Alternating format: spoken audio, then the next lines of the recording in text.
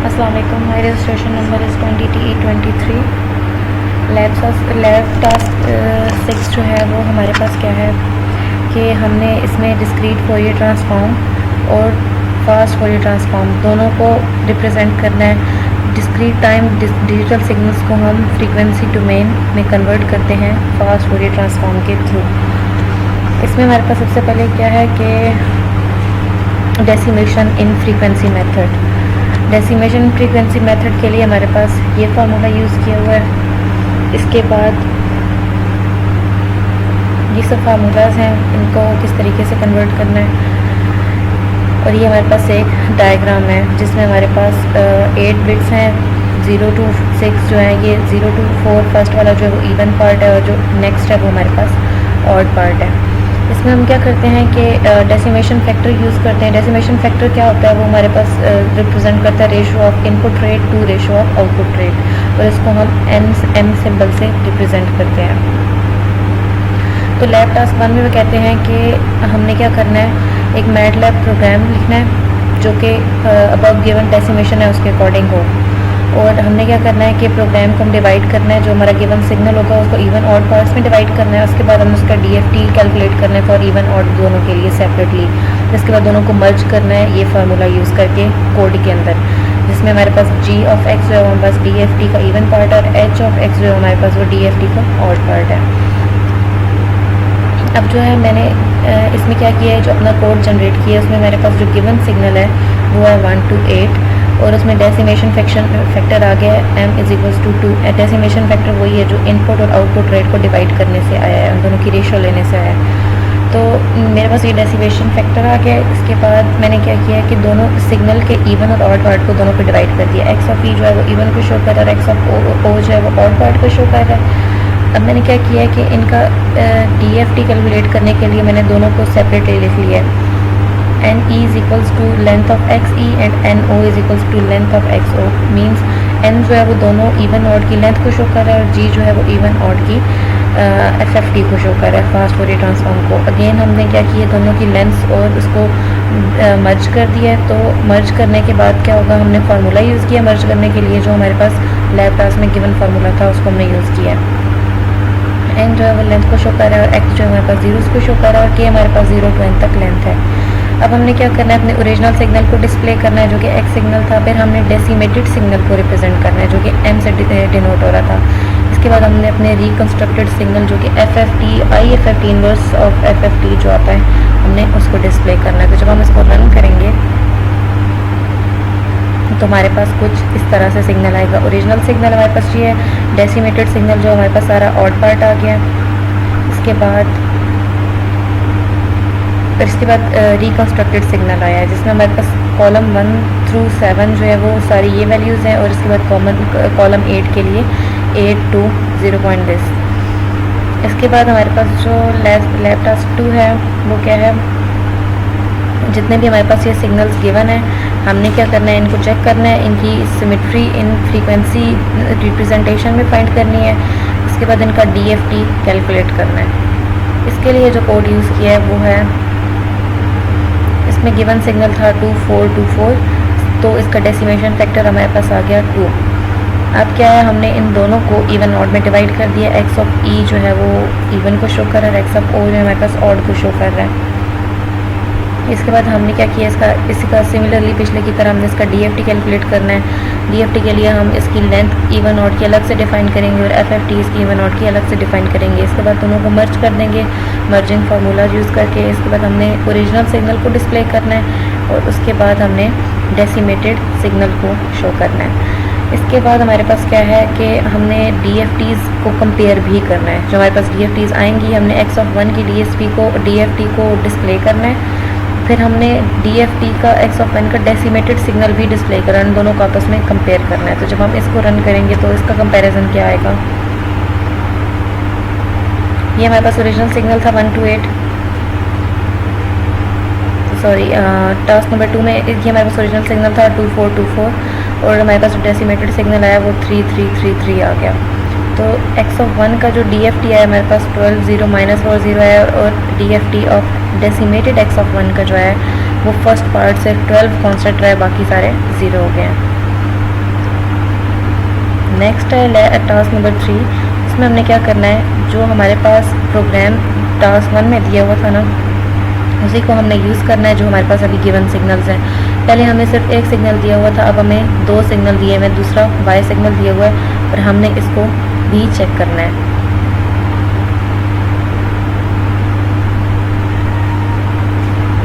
हमारे पास जो given signals थे वो 2 थे, एक एक्स था और एक अब वाई है।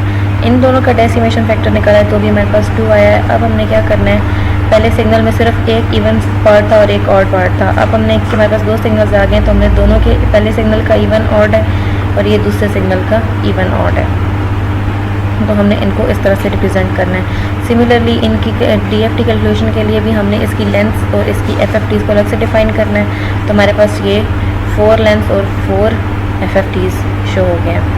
इसके बाद हमने इन सबको मर्ज करना है मर्जिंग फार्मूला से। लास्ट टाइम हमने सिर्फ एक मर्जिंग फार्मूला लगाया था, हम 2 लगाएंगे बिकॉज हमारे पास 2 सिग्नल्स हैं। इसके बाद हमने क्या करना है, एक सिग्नल को, ओरिजिनल सिग्नल को डिस्प्ले करना है, फिर उसका डेसिमेशन सिग्नल भी डिस्प्ले करना है। फिर हमने original signal of Y display करना है और फिर उसका डेसिमेशन सिग्नल भी डिस्प्ले करना है। एंड देन उनको सबको आपस में कंपेयर, उनके अपने डेसिमेटेड सिग्नल से भी कंपेयर करना है। तो जब हम इसको रन करेंगे,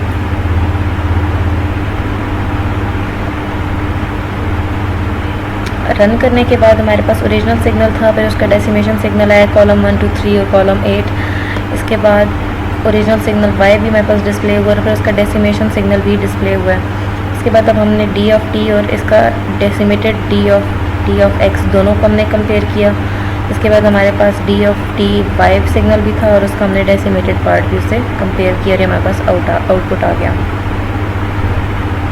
इसके बाद हमारे पास नेक्स्ट टास्क है टास्क नंबर 4। टास्क नंबर 4 क्या है कि हमने फर्दर डिवाइड करना है। लाइक अगर हमारे पास 2 सैम्पल्स हैं और हमने दोनों का डीएफटी कैलकुलेट करना है, तो हम क्या करेंगे, पहले 2 डीएफटीज़ को हम ऐड करेंगे ताकि वो 4 डीएफटीज़ बन जाएंगे। फिर उन्हीं 4 को हमने आपस में ऐड करना है तो हमारे पास 8 डीएफटीज़ बन जाएंगे। और सिमिलरली फिर 8 आएगा तो 8 को 8 में ऐड करेंगे तो हमारे पास 16 बन जाएंगे और ये चलता जाएगा।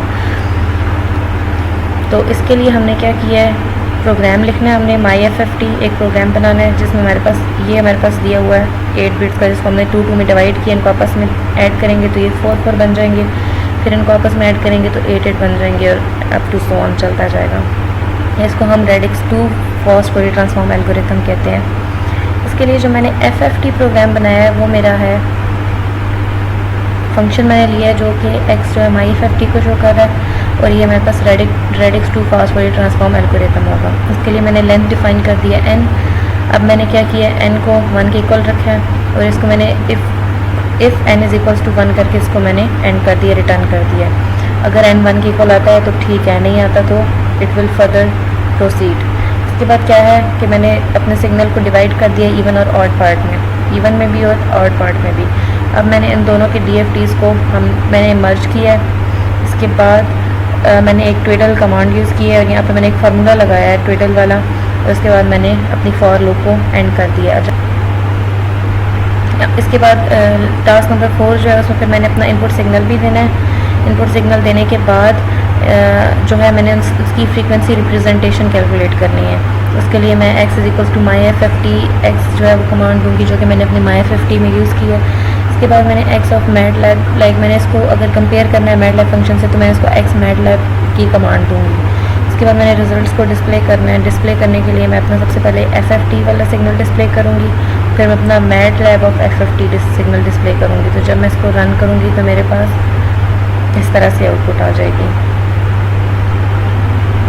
Column 1 to column 3 7 and then column 8, और फिर इसका मैटलैब के लिए भी similarly columns 1 through 7 and column 8। ये मेरे पास आउटपुट आ जाएगी। लास्ट टास्क जो है वो है टास्क नंबर 5, और टास्क नंबर 5 में वो कहते हैं कि आपने फास्ट फोरियर ट्रांसफॉर्म कैलकुलेट करना है, अपना ही कोई भी फंक्शन यूज़ करना है। लाइक अगर हमने जो टास्क नंबर 4 में फंक्शन यूज़ किया हम वो यूज़ कर लेंगे। फिर हमने उसको कंपेयर करना है उसके स्टैंडर्ड फंक्शन से और उसका डीएफटी कैलकुलेट करना है। यहाँ पे हमारे पास 4 तरह के सिग्नल्स हैं, W X Y Z। और अब हमने क्या किया, इसके लिए मैंने जो कोड यूज़ किया है वो है,